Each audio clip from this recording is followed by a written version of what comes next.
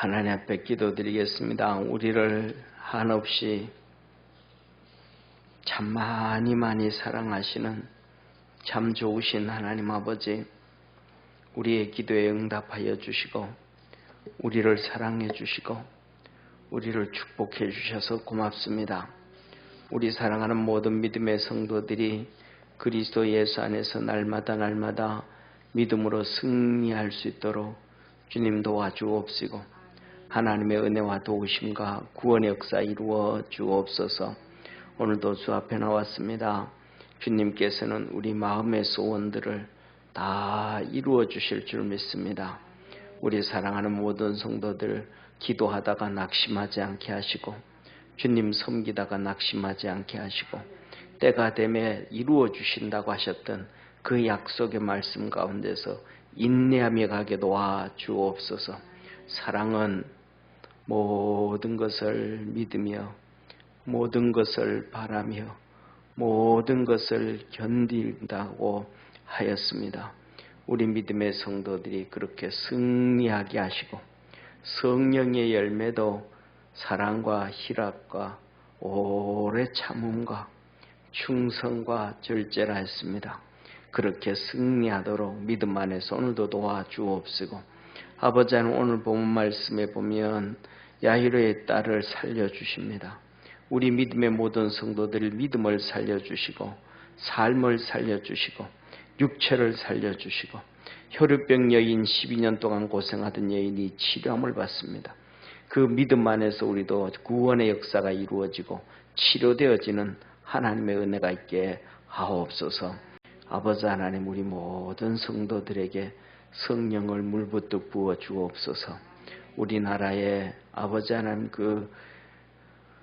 정말 힘들었던 일제시대, 힘들었던 6.25, 힘들었던 50년대, 60년대 그 찌들어지게 가난했던 그 시대에 오직 바랄 수밖에 없는 것은 주님밖에 없을 때 1907년으로부터 시작해서 아버지 하나님 70년 동안에 성령의 물을 부어 주었습니다. 성령으로 뜨겁게 해 주었습니다. 성령의 큰 은사를 주셨습니다. 그 놀라운 축복의 시대에 우리가 끝물에 살아가고 있는데 우리에게도 아버지 하나님 이 마지막 끝내를 더하여 주옵시고 아버지 늦은 비에 성령의 역사를 부어주셔서 믿음 안에서 승리하게 하여 주시고 성령의 은사가 넘쳐나게 하시고 충만해지도록 주님 축복하옵소서. 구원의 역사 이루어 주시기를 원하고 주님 영광 받으시옵소서. 예수님의 이름으로 축복하고 기도드립니다. 아멘. 우리 하나님 말씀 같이 보겠습니다. 마가복음 5장 35절부터 43절까지 우리 한 절씩 교독하겠습니다. 한 절씩 교독합니다. 아직 말씀하실 때에 해당장의 집에서 사람들이 와서 가로되 당신의 딸이 죽었나이다. 어찌하여 선생을 더 괴롭게 하나이까? 예수께서 그 하는 말을 곁에서 들으시고 회당장에게 이르시되 두려워 말고 믿기만 하라 하시고 베드로와 야고보와 요한의 형제 요한 외에 아무도 따라옴을 허치 아니하시고 회당장의 집에 함께 가사 헌화함과 사람들의 울며 심히 통곡함을 보시고 들어가서 저에게 이르시되 너희가 어찌하여 헌화하며 우느냐? 이 아이가 죽은 것이 아니라 잔다 하시니 저희가 비웃더라. 예수께서 저희를 다 내어보내신 후에 아이의 부모와 또 자기와 함께한 자들을 데리시고 아이 있는 곳에 들어가사 그 아이의 손을 잡고 가라사대 달리다굼 하시니 번역하면 곧 소녀야 내가 내게 말하노니 일어나라 하심이라. 소녀가 곧 일어나서 그러니 나이 12살이라. 사람들이 곧 크게 놀라고 놀라거늘. 우리 43절 합독하겠습니다. 예수께서 이 일을 아무도 알지 못하게 하라고 저희를 많이 경계하시고 이에 소녀에게 먹을 것을 주라 하시니라. 아멘.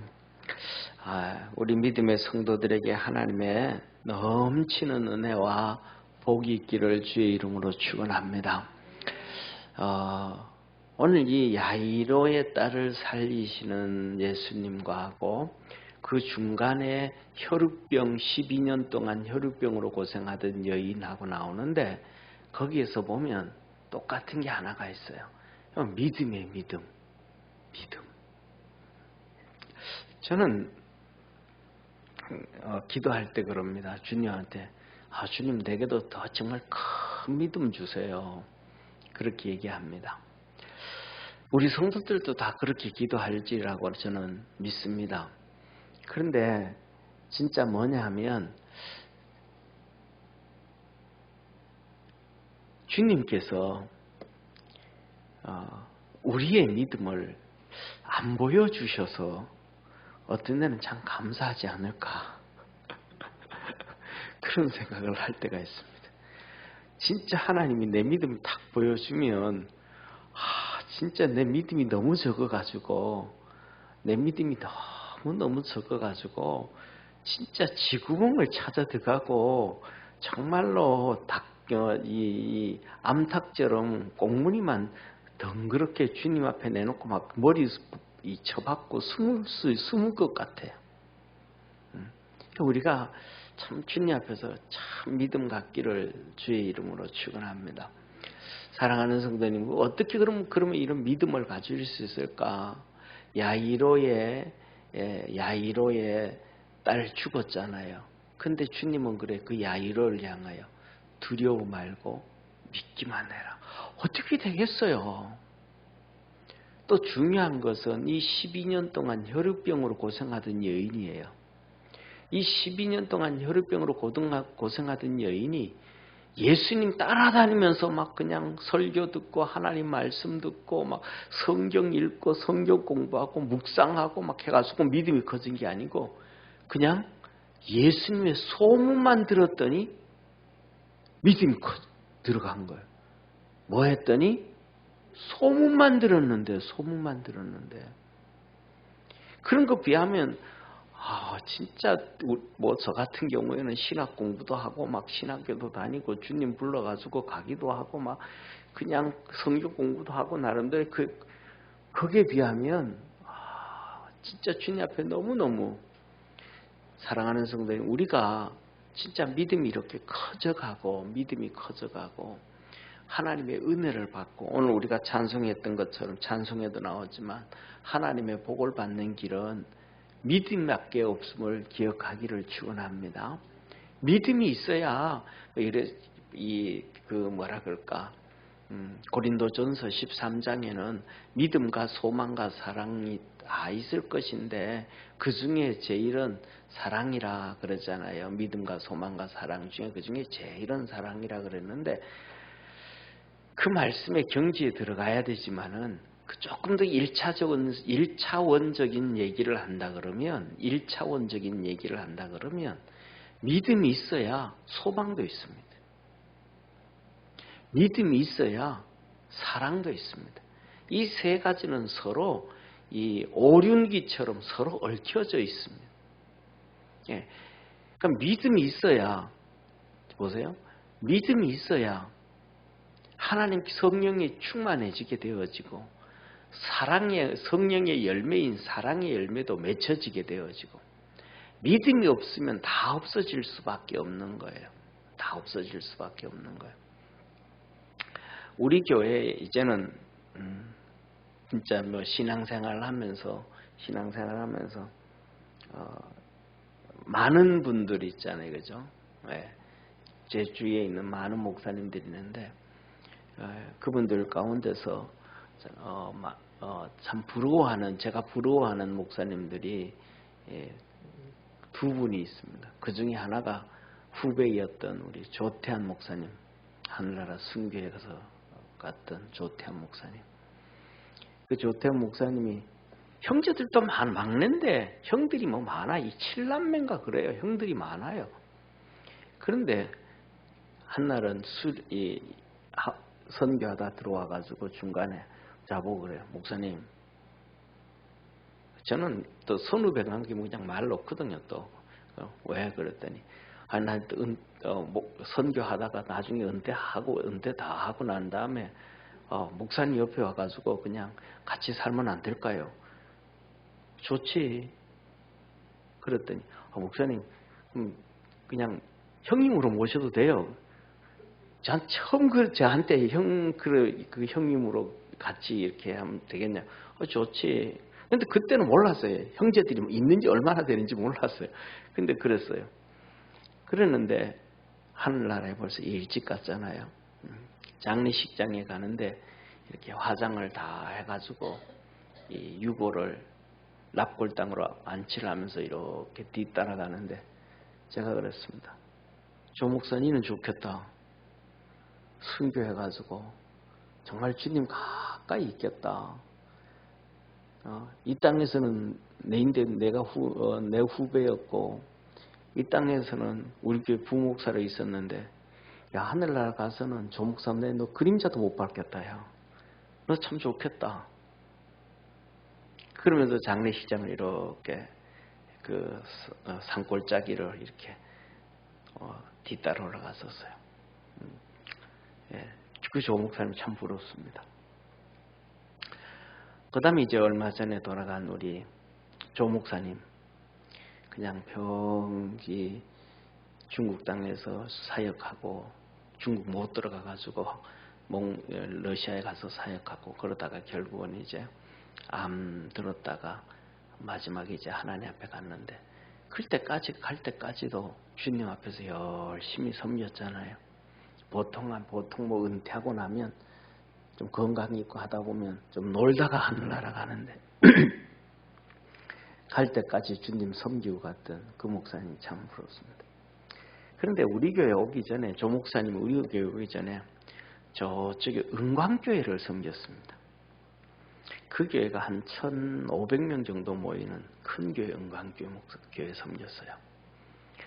그런데 그 은광교회 사모님이 누구냐 하면 은광교회 사모님이 누구냐 하면 우리 저쪽에 세중앙교회라고 인도권에 몇천 명 모이는 교회가 지금 몇만 명 모이는지 모르겠습니다. 지금은 이제 은퇴를 하셨는데 그 박 목사님이 계셨어요.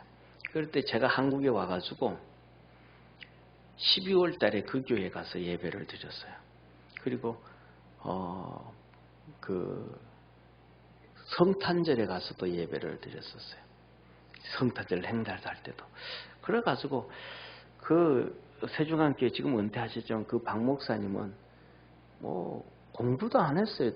제가 알고 있기로는 대학원도 공부했나 안 했나 그냥 신학대학교만 공부하지 않았나 그래요. 근데 교회가 엄청나게 부흥이 된 거예요. 그래서 그때 한국에 들어와가지고 이 교회는 어떻게 이렇게 부흥이 됐을까? 어떻게 이렇게 부흥이 됐을까? 궁금해서 그때 이제 예배를 드리러 갔거든요. 그래서 2층에서 예배를 드렸어요. 2층에서 이렇게 예배를 드리면서 이 교회는 어떻게 이렇게 부흥이 됐을까? 그랬어요. 그런데 그 2층에서 이렇게 예배를 드리는데 목사님은 설교를 해도 막 열정적으로 하는 것도 없어. 그냥 이렇게 서가지고 힘든 것, 완전 힘든 모습 있잖아요. 힘든 모습까지 이렇게 서가지고 그냥 이렇게 조곤조곤 이렇게 말씀을 하셔요. 그런데 제일 처음에 예배를 들으면서 아니 저렇게 예배를 드리고 저렇게 설교를 하는데 뭐 큰 교회 목사님들 설교 스타일이 있잖아요. 어떻게 저렇게 하는데 쉽게 말하면 좀 매가리도 없이 저렇게 하는데 어떻게 교회가 저렇게 부흥이 될까? 어찌 저럴까? 제일 처음엔 인간적인 생각 그렇게. 근데 조금 한참 이렇게 예배를 드리면서 한참 이렇게 기도를 하면서 예배를 드리다 보니까 이렇게 보여지는 게 하나가 있는 거예요. 이게 보여지는 게 뭐냐면 목사님 강대상에 이렇게 서 있는데 주님이 목사님을 이렇게 손으로 이렇게 떠받들어 가지고 이렇게 쉽게 말하면 이렇게 이게 목사님이라고 하면 이렇게 안고 있는 것 같은 이게 이렇게 확 느껴지면서 그냥 보여지는 거예요. 그래서 이래서 교회가 이렇게 부흥을 했구나 이런 생각을 했어요. 그리고 나중에 이제 개척을 하고 난 다음에 나중에 이제 조태한 목사님이 왔는데 이런저런 얘기하다 보니까 목사님 제가 은강교에 있었는데요. 그 은강교회 사모님이요. 저쪽에 세주강교회 그 박 목사님 누님이에요. 그러는 거예요. 그러면서 하는 얘기가 그 박 목사님 그 박 사모님이요. 그 은강교회 목사님한테요. 막 야단 많이 쳐요 맨날. 왜 뭐 때문에 그랬더니 아니 내 동생은 저 세주강교회 뭐 몇천 명씩 그냥 몇만 명씩 목회를 하는데 당신은 1,500명 이게 뭐냐고 교회 부흥 좀 시키라고 하면서 막 야단친대요. 네, 그 사모님이 목사님한테 막 뭐라 그런대요. 그러면 이제 목사님이 그런데 이 사람아 그거 처남이잖아요. 처남 손 아래 동생. 처남이 잘나서 목회하냐. 그거는 그 목회는 다 이 장모님의 은공으로 목회하는 거야. 그분은 장모님의 은공으로 목회하는 거야. 그분이 그 뭐라 그럴까 여기에 그 우리 그 이찬수 목사님 있잖아요. 우리 교회 옆에 이찬수 목사님이 아버님이 목사님이셨는데 기도하다가 돌아가셨어요. 교회 크게도 안 했어요. 한 30-40명, 20-30명 목회하셨다나 그랬대요. 그런데 이 목사님은 예를 들면 재직회를 하다가도 좀 무슨 문제가 생기면 말이 좀 이렇게 긁고 뭐 이러면 금식 기도를 해요. 그 다음에 있다 보면 성도들끼리 또 이렇게 문제가 생기잖아요. 시끄러운 게 있잖아요. 그러면 또 금식을 한대. 그냥 뭐 그거 둘이 싸우면 좀 될 때 좀 화해해 이런 것도 안 하고 말도 안 하고 그냥 가서 금식을 한대. 그래가지고 자세히는 모르는데 그때도 교회 성도들 중에 토닥대 가지고 가가지고 금식하다가 17일째 금식하다가 돌아가셨다. 그 17일째 금식할 때는 그때까지는 그냥 금식하면 물 먹잖아, 그죠? 그때는 물도 안 먹고 금식을 했대. 그러니까 물도 안 먹고 17일 금식하니까 뭐 당연히 죽죠. 물 안 먹으면 7일이 그냥 왔다 갔다 하는 순간이거든요. 열흘이 더 지났으니까 그냥 뭐 돌아가시는 거죠. 그래서 돌아가셨어요. 그러니까 사모님은 얼마나 힘들었겠어요. 그러면 사모님이 아들 보고 목회하라 그러겠어요? 목회하지 말라 그러겠어요? 이 찬수 목사님은 목회 생각도 없고 계획도 없었는데 사모님도 그렇고 아들 보고 야, 니 목회해라. 그러시는 거예요.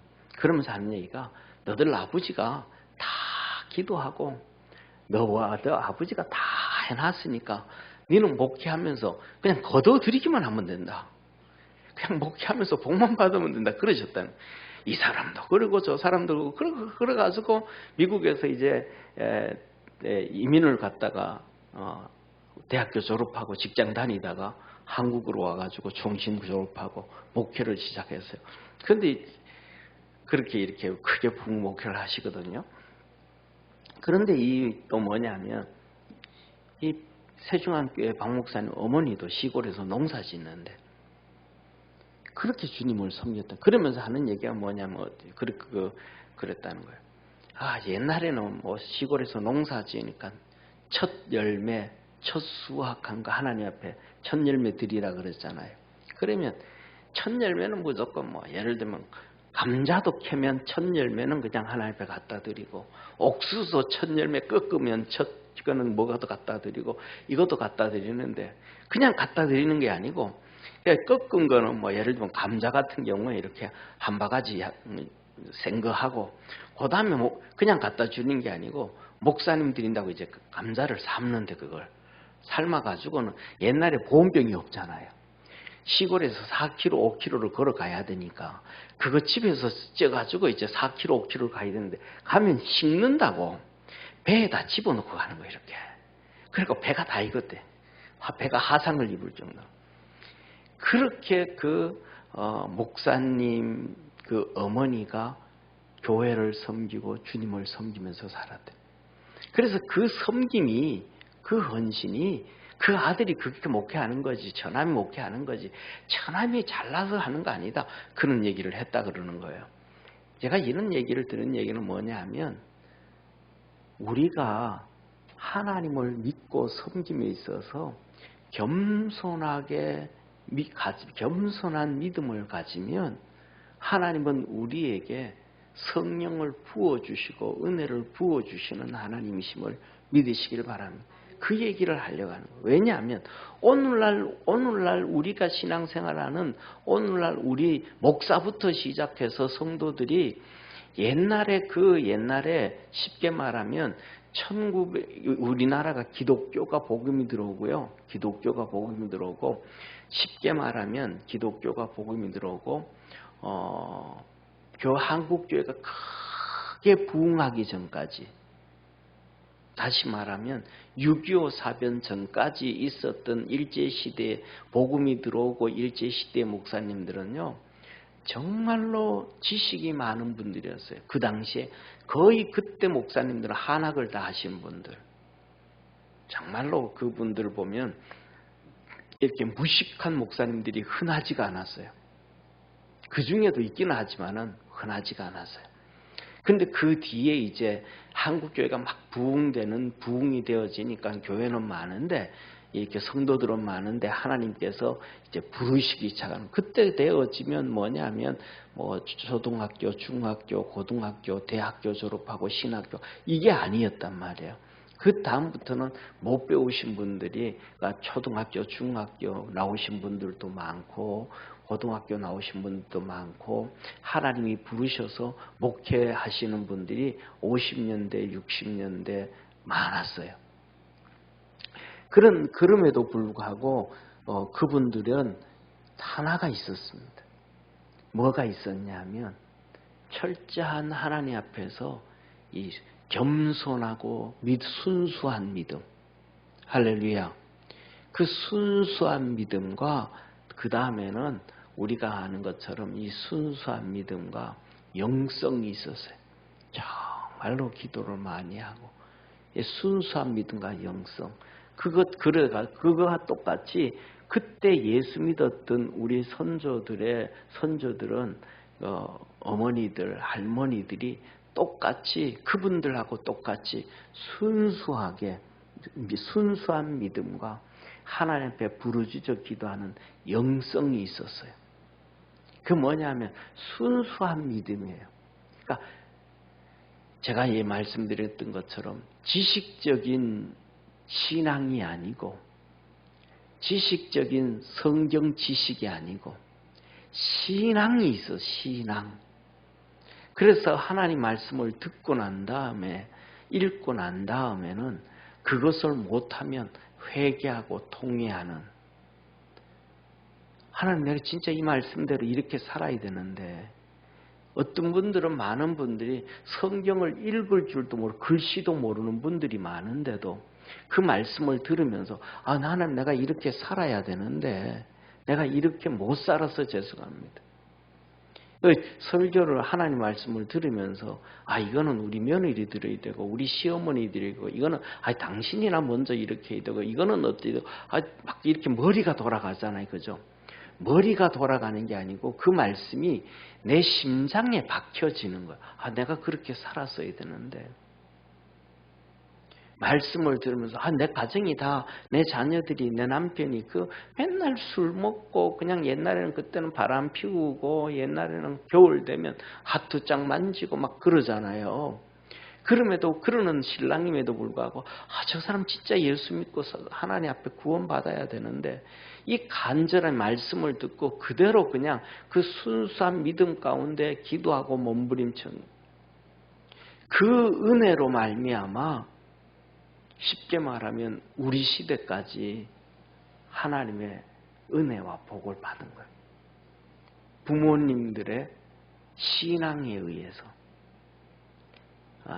이제 우리 새벽에 나오시는 분들 새벽 예배를 열왕기 상하 쭉 했잖아요. 이거 보면서 이제 끝부분 오는데, 이스라엘 백성들이 망하는 이유가, 망하는 그 시대의 백성들이 죄를 지어서 망하는 게 아니고 선조들이 잘못해가지고 망하는 거예요. 선조들이 잘못해가지고. 그런데 그것을 다니엘도 몰랐어요. 다니엘도 바벨론으로 포로로 끌려가가지고 믿음 생활을 하다, 신앙 생활을 하다가 깊은 영성에 들어가고 난 다음에야 그가 알아서 회개 기도합니다. 자기만을 기도하는 게 아니고 열조의 잘못을 하나님 용서해 주옵소서. 오늘도 우리는 하나님 앞에서 그 순수한 마음을 가지고 내 맘뿐만 아니라 열조의 잘못된 것부터 시작해서 또 우리가 믿음 생활 좀 잘해서 우리 후손들에게도 축복을 물려줄 수 있는 그러한 축복의 성도가 되기를 축원합니다. 이 말씀을 왜 드리냐 하면 저는 오늘 이 본문 말씀에서 앞에 나와 있는 해당장 야이로의 믿음, 야이로가 그런 믿음, 이런 믿음을 가지고 그 순수한 믿음, 진짜 이 믿음을 가지고 있는 정말로 겸손한 믿음. 회당장이면요, 쉽게 말하면 한 동네에서 대장이에요. 한 동네에서 대장이에요. 회당장이면요, 동네에서 무슨 재판을 하면 그냥 재판하는 거예요. 모든 실권을 가졌다고 얘기할 수도 있어요. 그런데 이 회당장이 자기 딸을 살리기 위해서, 오늘 여기 딸이 뭐냐면, 오늘 나이 이 딸을 보면 성경에서 뭐라고 얘기하냐면 이렇게 말씀을 하세요. 한번 보세요. 이 소녀의 나이가 12살이에요. 42절에 보면 소녀가 곧 일어나서 걸으니 나이 12살이라. 이 해당장의 딸이 12살짜리인데 나는 이 본문 말씀을 보면서 놀란 것 중에 하나가 또 계속 이번에도 오늘도 말씀을 준비하면서 놀란 것 중에 하나가 뭐냐면 여기 나오는 거예요. 뭐냐면 38절에 보면 회당장의 집에 함께 가사 헌화함과 사람들의 울며 심히 통곡함을 보시고. 아니 12살짜리 아이가 소녀가 죽었는데 동네 사람들이 막 통곡을 하면서 우는 거예요. 이게 말이 되냐는 거예요. 말이. 전부 다 뭐냐면 아이고 안 됐다. 얘는 죽으면 이 12살 이 어린애가 죽으면 어떻게, 그냥 안타까움으로 있는 거지. 누구든지 안타까움이 있잖아요. 그죠? 그렇지 않아요. 우리가 예를 들면 납골 땅에 가든지, 저 같은 경우에는 이렇게 입관 예배 드리면 참관실에 가서 입관 예배를 드리잖아요. 그 목사니까 들어가가지고 이렇게 벽에 보면 쫙 이렇게 이 죽은 시신들이 냉동고에 다 들어가 있잖아요. 그 들어가면 그 이름들 쭉 보고 이렇게 보면 나이들도 이렇게 쓰여져 있단 말이에요. 그 다음에 또 어디 이렇게 납골당 같은 데 가면 그냥 거기 있는 사람들 죽은 이렇게 몇 살에 죽었는지 그런 것들이 이렇게 관심 보여요.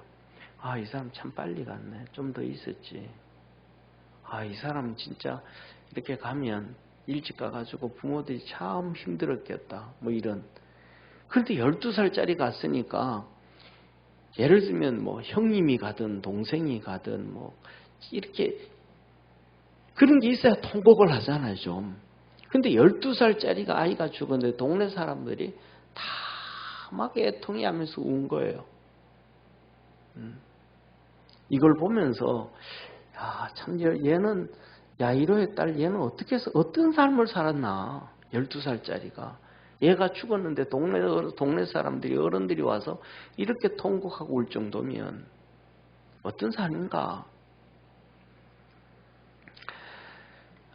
이 야이로의 믿음을 보면 그 순수한 마음, 그 세상의 그 대장인데, 오늘 지난주에 말씀드렸던 것처럼 오늘 아까 읽었잖아요. 예수님 앞에 가가지고 수많은 사람이 인산인해 이르는데 그 앞에 엎드려가지고 무릎을 꿇고 엎드려가지고 땅에 엎드려가지고 많이 기도했더라. 많이 간구했더라. 그냥 좀 살려달라 그러는 게 아니고 막 정말 처절하게 정도로 엎드려서 도와달라 그랬더라. 예. 그리고는 그와 함께 이제 알았다고 가자고. 예. 그래서 이제 예수님과 함께 가는데 12에 12년 동안 혈유병으로 있던 여인이 예수님한테 와서 치료를 받아요. 그래가지고 가다가 예수님께서 누가 내 몸에 손댔느냐 뭐하냐 하면서 시간이 막 지체되는 거예요. 시간이. 한번 생각해 보세요. 야이로 마음이 오그라들까요? 안 오그라들까요? 좀 빨리 가자, 좀 빨리 가자, 좀 빨리 가자. 내 딸 죽어간다 이제. 정말 지금 이 딸이 그냥 조금 아파한 게 아니거든요. 경각을 다칠 정도로 이 딸의 목숨이 그 상황인데 여기서 예수님이 중간에 서 있는 거예요. 딴 얘기 하시는 거예요. 12해 동안 혈우병 걸렸던 여인이 길을 또 가로막은 거예요. 화 안 날까요? 좀 그러면 괜찮아요. 좀 전에 얘기했잖아요. 이 회당장 정도면 쉽게 말하면 대장이 돼. 동네 임금이에요. 동네 임금. 그런데 더 중요한 거는요. 이 가버나움이라는 동네는요. 조만한 동네 아니에요.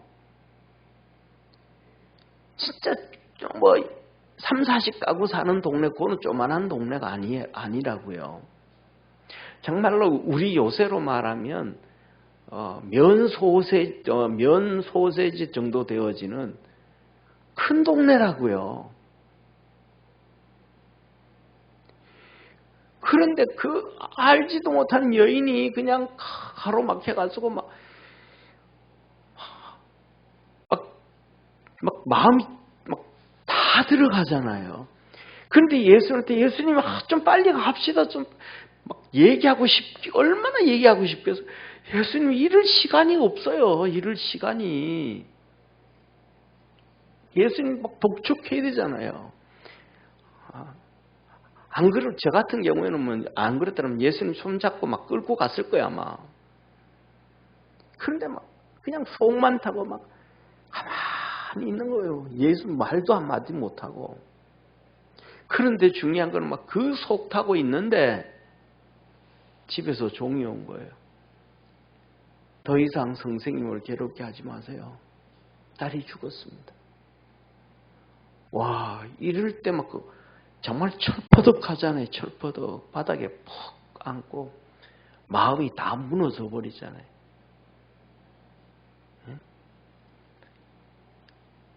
이 상황이면 그 다음부터 뒤에 사람들의 소리가 들어올까요? 안 들어와요. 주위에 그 수많은 사람들이 눈에 보일까요? 안 보여요. 그냥 바닥에 철퍼덕 앉아버려요. 어떡하냐고.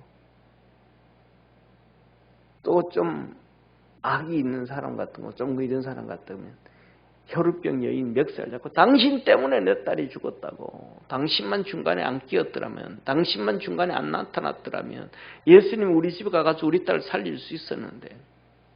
혈우병 여인, 들린 여인 멱살 잡고 막 난리를 피웠을 거예요.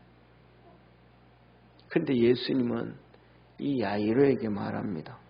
뭐라고 말씀하시냐면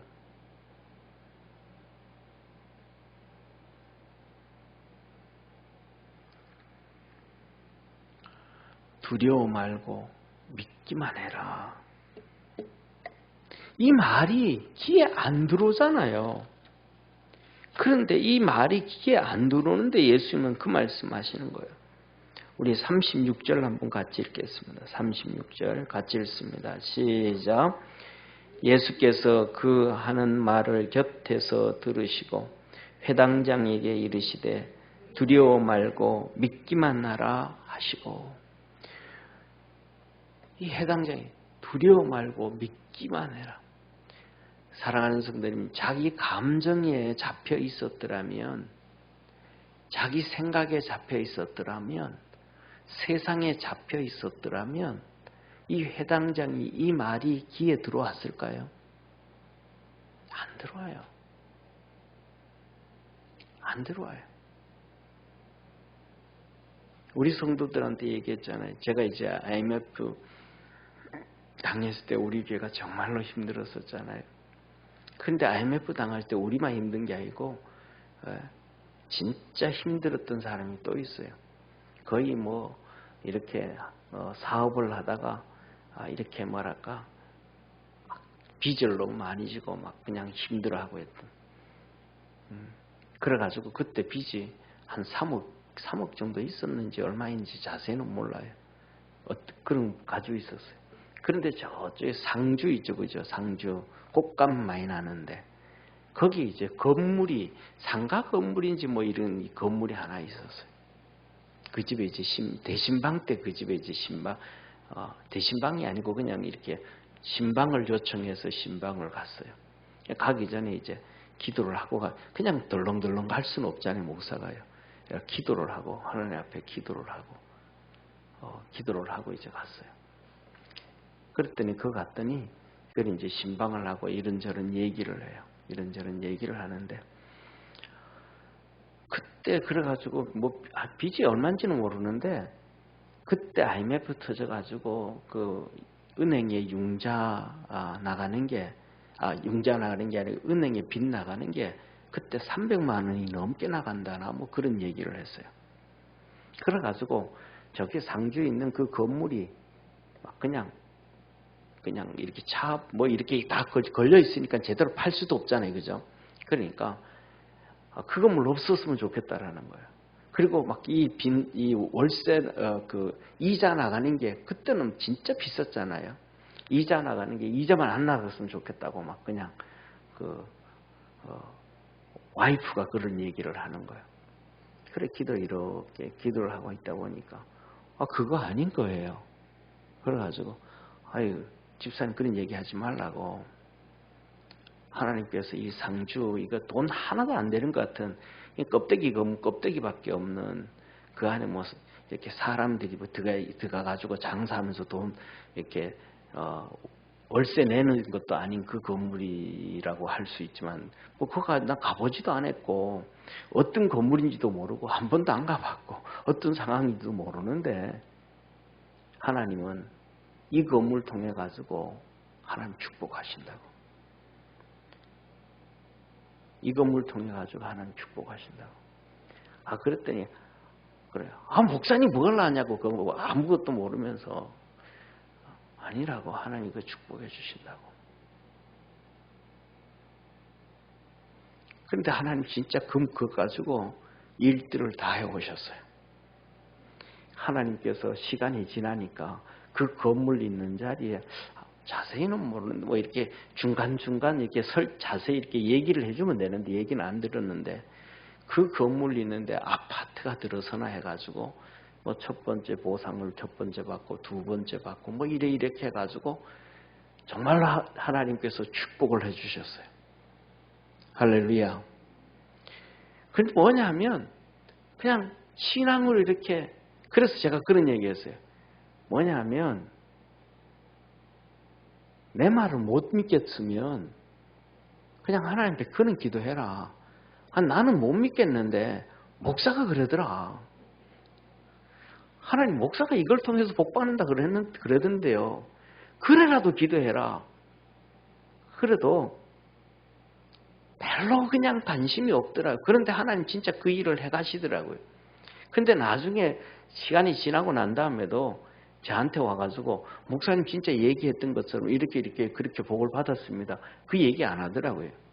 남편이 중간중간 목사님 이거 이렇게 하는데 이렇게 왜 이래서 뭐 기억이 워낙 오래되고 뭐 이렇게 자세히 듣지를 못해가지고 그런데 1억 2천 준다 그러던가 첫 번째 그리고 7천을 또 준다 그러던가 그리고 그다음에 또 4,200을 줬다던가 뭐 하여튼 이렇게 해가지고 하나님 이렇게 하는 것 같아요. 뭐 이런 얘기 그러면 얘기를 뭐 그거는 이렇게 하면 좋을 것 같으네요. 그러면 이제 그렇게 또 해가지고 하여튼 하나님이 그것을 통해서 일하시게 하시고 뭐 하여튼 엄청난 은혜와 복을 주셨습니다. 중요한 건 뭐냐면 그 환경에 매립되어지고 그다음에 내 육신에 잡혀져 있고 생각에 잡혀져 있고 지식에 잡혀져 있고 이성에 잡혀져 있으면 하나님의 음성을 못 들어요. 하나님이 하시고자 하시는 방법을 못 들어요. 오늘 이 해당장 야이로가 딸이 죽었습니다 라고 하는 사람의 말에 잡혀져 있더라면 예수님의 음성을 못 들어요. 두려워 말라. 믿기만 해라. 이 예수님의 음성이 귀에 안 박혀요. 그 사람의 소리, 죽었다라는 소리 들으면 그 예수님을 따라다니는 수많은 사람들의 눈에 안 보여요. 그냥 캄캄해요. 예수님께서 가자. 그 다 있는 자리에서 다 놔두고 베드로 너 따라와. 야고보 너 따라와. 요한 너 따라와. 그 다음에 해당장 보고 갑시다.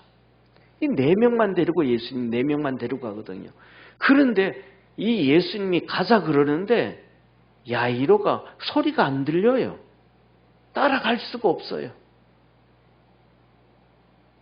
저와 여러분, 우리는 이 하나님 앞에서 순수한 믿음으로 붙잡고 달려갈 수 있는 축복의 성도가 되기를 축원합니다. 그리고 그 집에 갔더니 막 다 이렇게 죽어 막 헌하고, 좀 전에 사람들이 엄청나게 통곡하고 그러잖아요.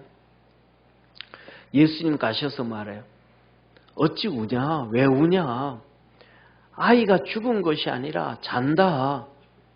막 사람들이 다 비웃는 거. 왜 비웃어요? 죽은 걸 봤으니까. 두 눈으로 본 거, 그게 핵심이거든요.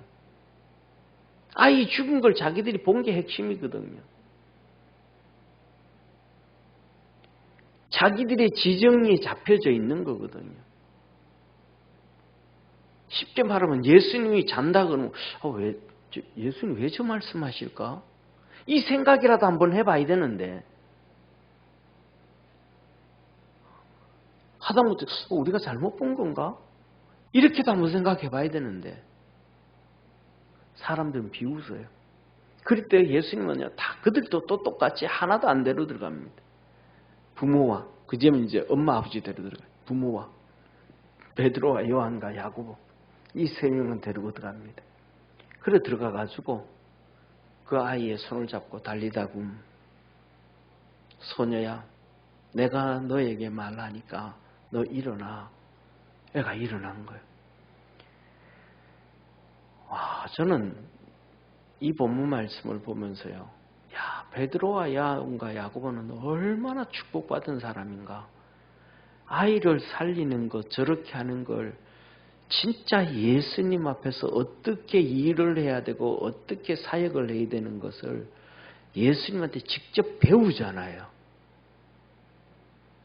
1000번, 10,000번 듣는 것보다가도 그 현장에서 그 느껴지는 영이 느껴지는 것, 이게 엄청난 축복이잖아요.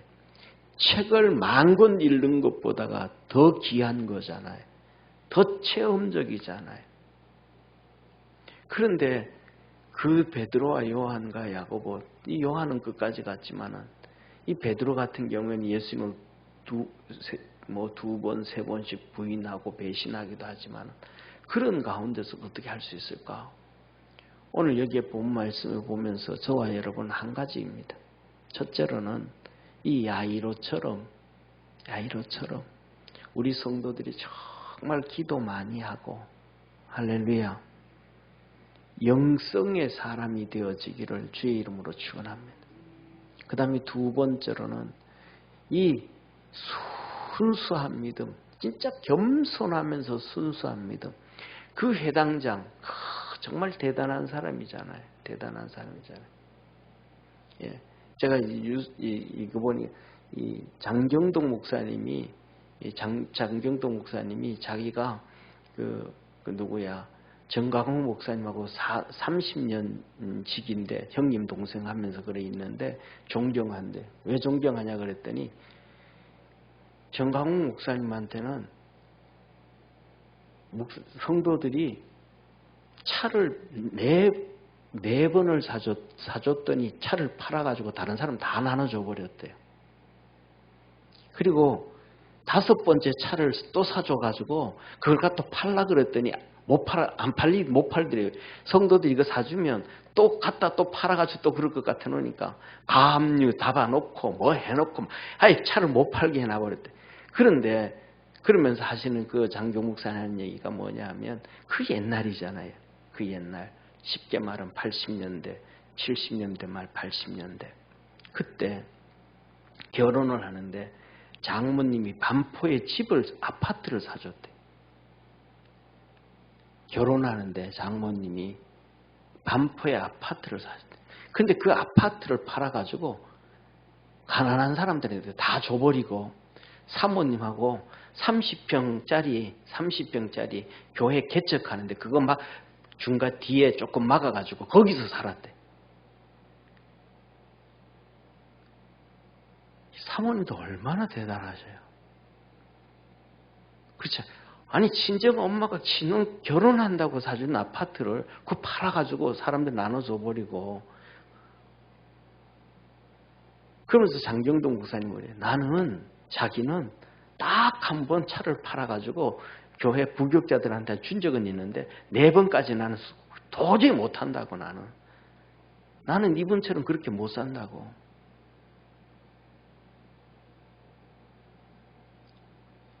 저는 그런 얘기를 들을 때 그분들의 10분의 1, 100분의 1, 1000분의 1도 못 쫓아갈 것 같아요.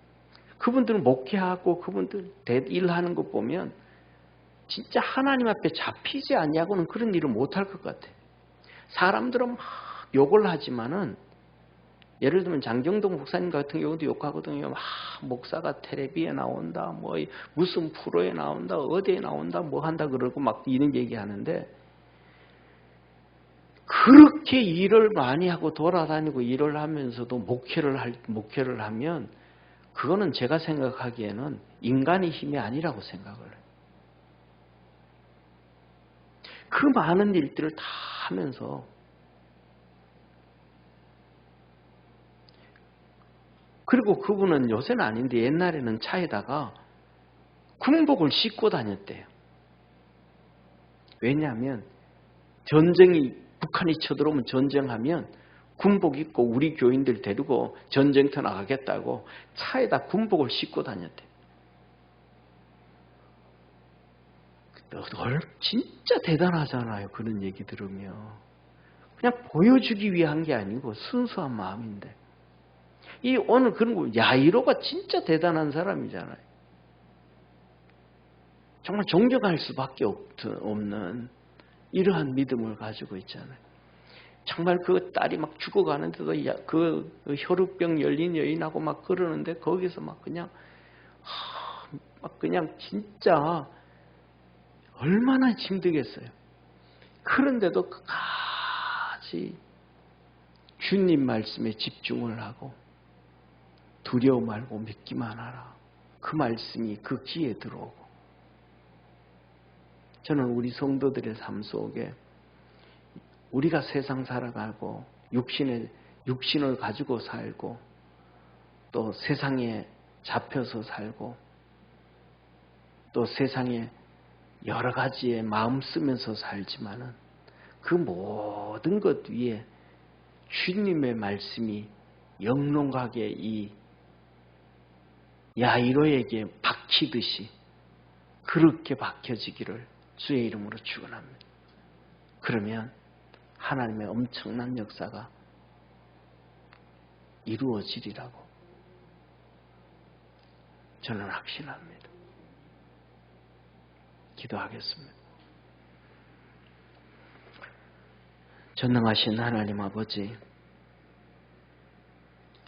주님의 말씀을 들을 수 없는 상황, 기억할 수 없는 상황, 세상이 무너진 것 같은 그 환경 가운데서도 야이로는 환경에 잡히지 않고 그에게 전해준 딸이 죽었다는 소리에 잡히지 아니하고 주님께서 두려워 말고 믿기만 하라는 그 말씀에 의지하고 일어섰던 것처럼 우리 모든 믿음의 성도들도 하나님의 말씀 안에 그렇게 승리할 수 있도록 축복해 주옵소서. 우리 할머니들이 섬겼고 할아버지들이 섬겼던 그 순수한 신앙, 열정적인 신앙, 그래서 성령으로 충만했던 그 놀라운 은혜가 오늘 우리에게도 이루어지게 도와주시고 또 우리 후손들에게도 그 하나님의 은혜를 물려줄 수 있는 저희들 되도록 축복해 주옵소서. 오늘도 하나님 앞에 부르짖어 기도하고 믿음으로 살려고 합니다. 기도할 때에 하나님께서 하늘문 여시사 응답해 주시고 축복해 주옵소서. 구원하신 예수님의 이름으로 기도드립니다. 아멘.